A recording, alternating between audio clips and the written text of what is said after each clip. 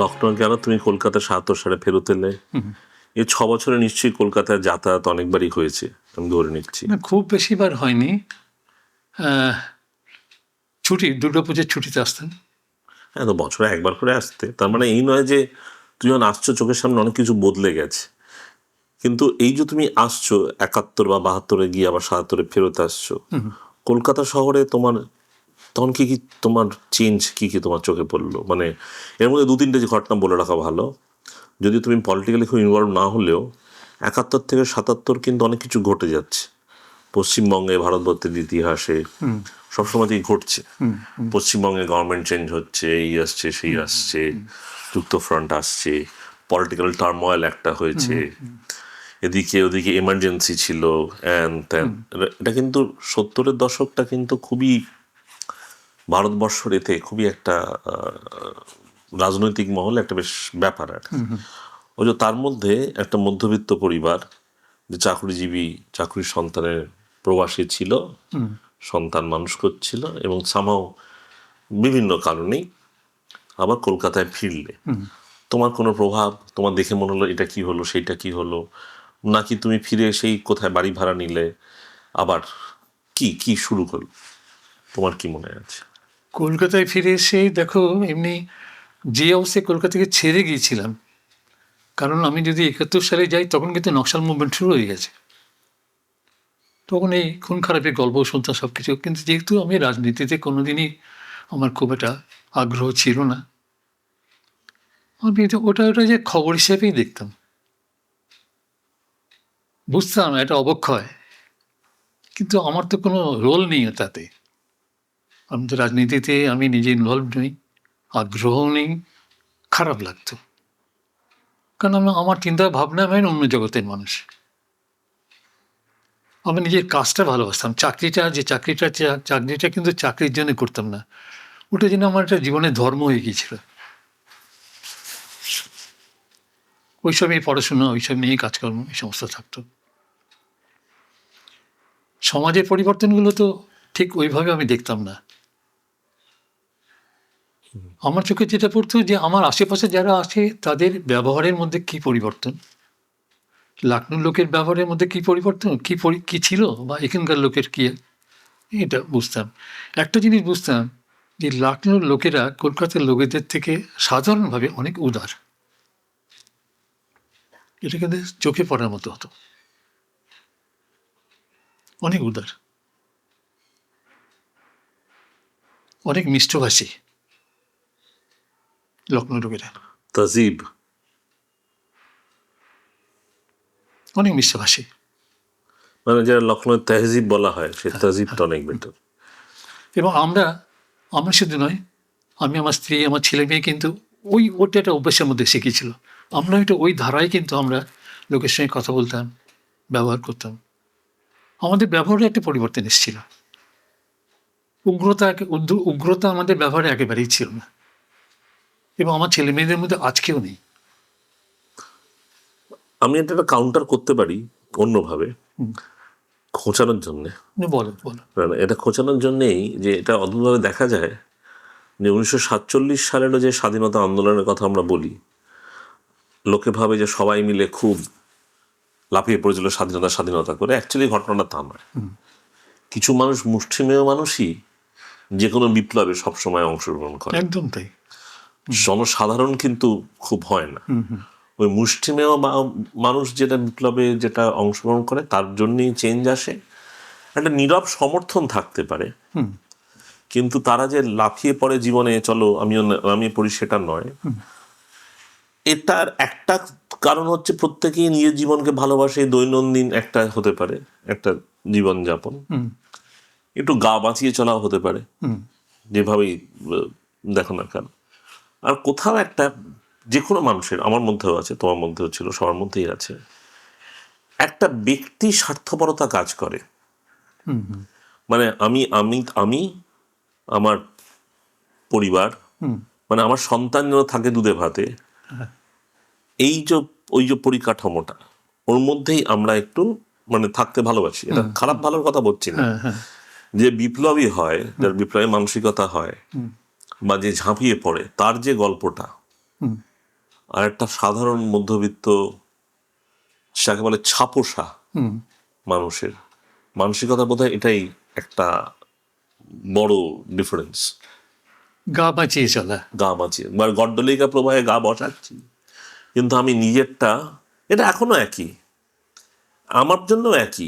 মানে আমি কোথাও একটা কিছু ঘটলে আমি ফুটপাথ ক্রস করে যাব হয়তো, যদি না দেখি ওইখানে আমার বন্ধু বা কেউ একজন ইনভলভড।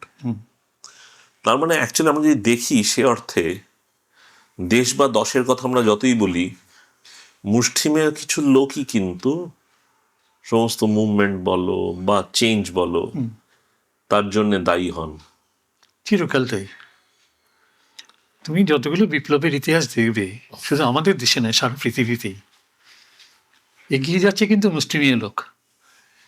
কিছু ফলোয়ার আসে, আর বেশিরভাগ লোককে ভারত স্বাধীন হলে আমি স্বাধীন হব, ওরা গুলি খেয়ে মরবে, ওরা স্বাধীনতা আনবে, স্বাধীনতা এলে তো আমিও স্বাধীন, আমাকে আমার গুলি খাওয়ার কী দরকার? এই অ্যাটিটিউড কাজ করে। আরেকটা জিনিস আছে, দেখো, মধ্যবিত্ত সমাজের না অনেক সমস্যা। তাদের রোজগার একটা সীমার মধ্যে, সংসার চালানোর সীমার মধ্যে, সব কিছু একটা সীমার মধ্যে বাঁধা। কেউ চায় না ওই সীমাটুকু ভেঙে গিয়ে তারা আরও দুর্গতির মধ্যে পড়ুক। তারা জানে, হ্যাঁ, অনেক অন্যায় হচ্ছে, অত্যাচার হচ্ছে, যার বিরুদ্ধে আমার প্রতিবাদ আছে মনে মনে, কিন্তু আমি ঝাঁপিয়ে পড়ে কিছু করতে পারছি না। আমার পেচ টান আছে, আমার সংসার আছে, সন্তান আছে, স্ত্রী আছে, বাবা মা আছেন, বুড়ো বাবা মা, সংসার আছে। এই কিন্তু একটা বড় পেচটান। এই বড় পেচটান কিন্তু অনেক এগিয়ে যাওয়া থেকে রুখে দেয়, যেতে পারে না। হয়তো ইচ্ছে আছে, তুমি হয়তো বলতে পারো এটা তো মধ্যবিত্ত মানসিকতা। এই মধ্যবিত্ত মানসিকতা চিরকাল ছিল, আছে, থাকবে। এর বাইরে কেউ কোনো দিন যেতে পারবে না, কোনো দিন যেতে পারবে না, কোনো কালে কেউ যেতে পারবে না। এটা মানো বা না মানো। না, আমি মানা গল্পতে যাচ্ছি না, কারণ এটা যেটা বললে মধ্যবিত্ত যে মানসিকতার যে গল্পটা, সেটা এই জন্যে ইম্পর্ট্যান্ট হয়ে যায় যে যারা উচ্চবিত্ত থেকে আসছে তারাও ঝাঁপিয়ে পড়ছে তা নয়। যারা জমিদারি বা অর্থনৈতিকভাবে খুব সলিড, যাদের মানে অন্য কোনো ব্যাপার নয়, তারাও কি লাফিয়ে পড়ছে তা নয় না, সেগুলো লাফিয়ে পড়ছে না, কারণ তারাও জানে তারা ক্ষমতা থেকে বিচ্যুত হয়ে যাবে, বিচ্যুত হয়ে যাবে। একটা ভয় তো কাজ করছি।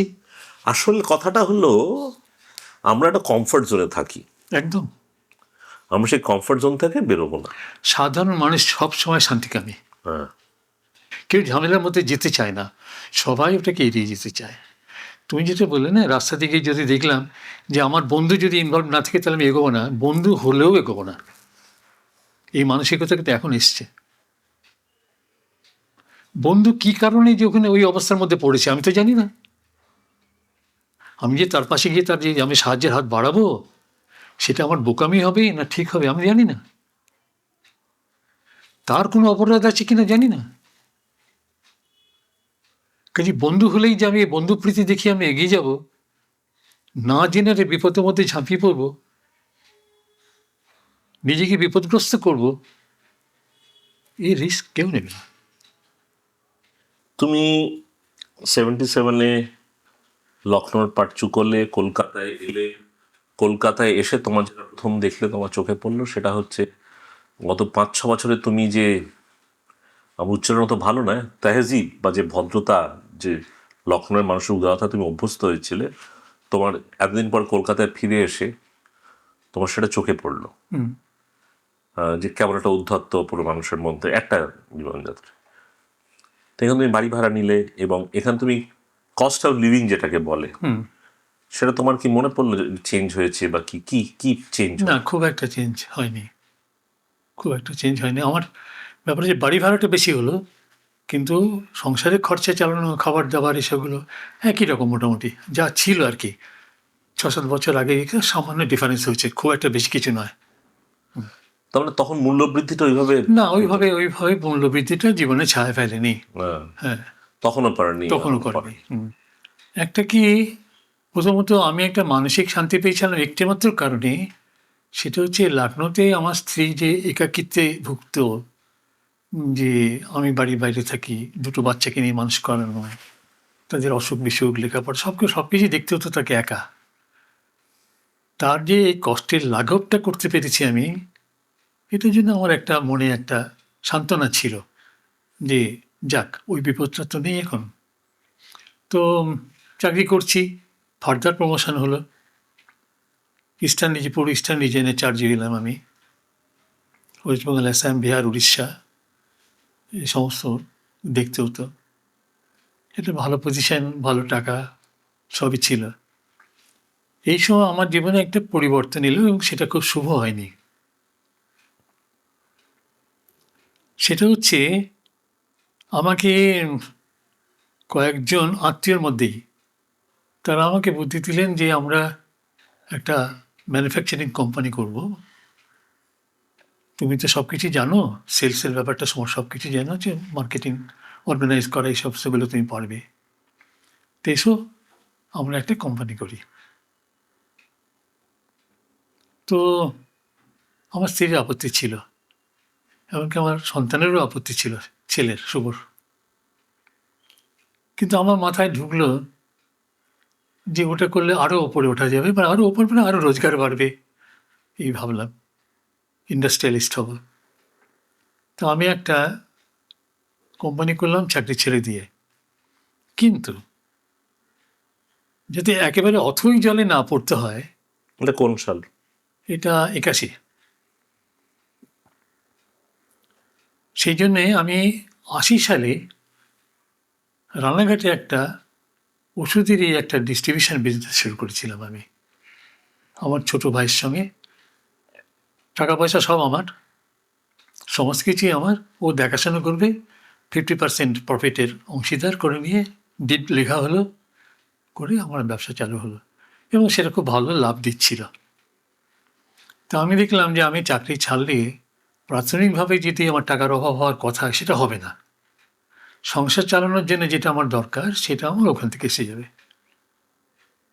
আমি চাকরিটা ছাড়লাম, ব্যবসায় গেলাম। কিন্তু ব্যবসাতে গিয়ে যারা আমার অংশীদার হয়েছিলেন তাদের কাছ থেকে বিন্দুমাত্র সহযোগিতা পেলাম না। যে টাকা তাদের ইনভেস্ট করার কথা তারা সেটা করলেন না। আমার প্রচুর টাকা লস হয়ে গেল। তারপরে ক বছর চললো এটা? ওটা 2.5 বছর। তারপরে তুমি আবার চাকরিতে ফেরত এলে? না, তখন চাকরিতে ঢুকিনি। আমি শুরু করলাম একটা অর্গানাইজেশন খুলে, আমার নিজের নামে একটা কুন্ডান অ্যাসোসিয়েটস নাম দিয়ে আমি মেডিকেল রিপ্রেজেন্টেটিভ ট্রেনিং সেন্টার করলাম একটা, প্লাস রানাঘাটের ব্যবসাটা। এখান থেকে বেশ ভালো রোজগার হতো। মানে এক সময় এমন হয়েছিল, ওই সময়ে মাসে 13-14 হাজার টাকা রোজগার হতো। ওই সময় হিসেবে যথেষ্ট বেশি টাকা। তারপরে এই করতে করতে কিছু কোম্পানি এই সময় তারা ওই মেডিকেল রিপ্রেজেন্টেটিভের ট্রেনিংয়ের জন্য সেন্টার খুলছিল। তারা, আমি পেপারে মাঝে মাঝে অ্যাড দিতাম, সেই দিকে তারা আমাদের সঙ্গে কন্ট্যাক্ট করতো এবং এর ফলে আমি একসঙ্গে 3-4টে কোম্পানির মার্কেটিং কনসালটেন্ট হিসেবে জয়েন করলাম। এবং তার মধ্যে শুধু যে হিউম্যান ছিল তা নয়, ভেটেরিনারি ছিল।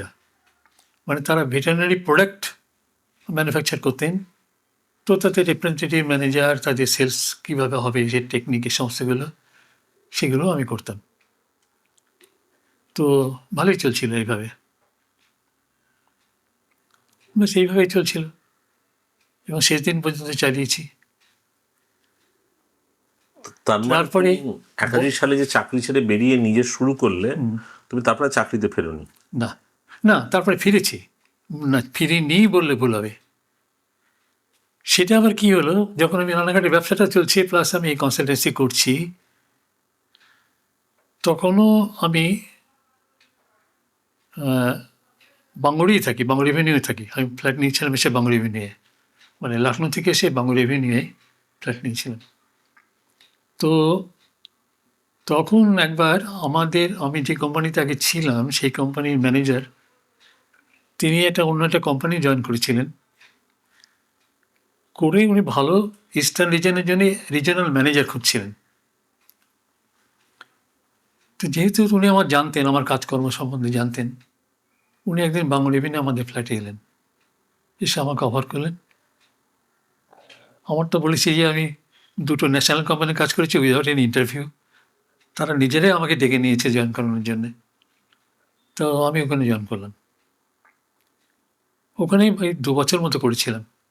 তারপরে আর ভালো লাগলো না, কারণ অত্যধিক ট্যুর এটা যেন আমার মনে হচ্ছিল যে জীবনে সবটাই যেন আমার সংসার থেকে বিচ্যুত হয়ে চলা। আর এই সময় আমার ইচ্ছে করতো এটা গান করব, ইচ্ছে করতো এটা লেখালেখি করব, এই সমস্তগুলো ইচ্ছা করতো। আর আমি দেখলাম যে আমার ফাইন্যান্সিয়াল সাপোর্ট যখন রয়েছে আমার একটা রান্নাঘাট ডিস্ট্রিবিউশন ব্যবসা, তাছাড়া ইচ্ছে করলেই আমার মার্কেটিং কনসালটেন্সিটা কেউ আটকাতে পারবে না, যখন তখন পাবো। তো আমি এটা ছেড়ে দিলাম। ছেড়ে দিয়ে কনসালটেন্সিটাই কন্টিনিউ করলাম এবং সেটা দীর্ঘদিন করেছি আমি, দীর্ঘদিন। তারপরে এক সময় এমন হলো যে আমার ভাই যে আমার পার্টনার ছিল, তার বিয়ে থাও দিলাম, দিয়ে বললাম যে কী করবি এখন, আমার সঙ্গে থাকবি না আলাদা কিছু করবি? কারণ ওর সংসার আছে, ও হয়তো আলাদা করে কিছু করতে চাইবে। ও বলল আমি আলাদা করব। ও যখন আলাদা করলো তখন আমি এটা বিক্রি করে দিলাম, আমার দিকটা আমি ক্লোজ করলাম, করে ওখানকার যে ঘরটা আমি ভাড়া নিয়ে করতাম সেটাও বিক্রি করে দিলাম, কিছু বেশ ভালোই টাকা পেলাম। ওই দিকটা টোটালি বন্ধ করে দিলাম, কারণ আমার পক্ষে 10 জায়গায় গিয়ে কন্ট্যাক্ট রেখে কাজ করা মুশকিল হয়ে যাচ্ছে এরকম বয়সের জন্য। তো কনসালটেন্সিটা চলছিল, এটাও বন্ধ করলাম আস্তে আস্তে, কারণ এটা ফাইন্যান্সিয়াল স্টেবিলিটি তখন এসে গেছি, তখন একটা ভালো টাকা ব্যাংকে জমেছে, তার ইন্টারেস্টে ভালোই পাই, চলে যায়। ততদিনে কি তোমার ছেলেমেয়েরা দাঁড়িয়ে গেছে বা ছেলে মেয়ে, হ্যাঁ, ছেলের তখন মাস্টার ডিগ্রি হয়ে গেছে, MBA করা হয়ে গেছে, বিয়ে দিয়ে দিয়েছি তার মধ্যে। কাজেই আমার কোনো চাপও ছিল না। মানে অর্থনৈতিকভাবে তোমার ব্যাপারটা বেশ সচ্ছলই কেটেছে চাকরি জীবন করে, তোমার অর্থনৈতিক কোনো চ্যালেঞ্জ তোমাকে ফেস করতে হয়নি।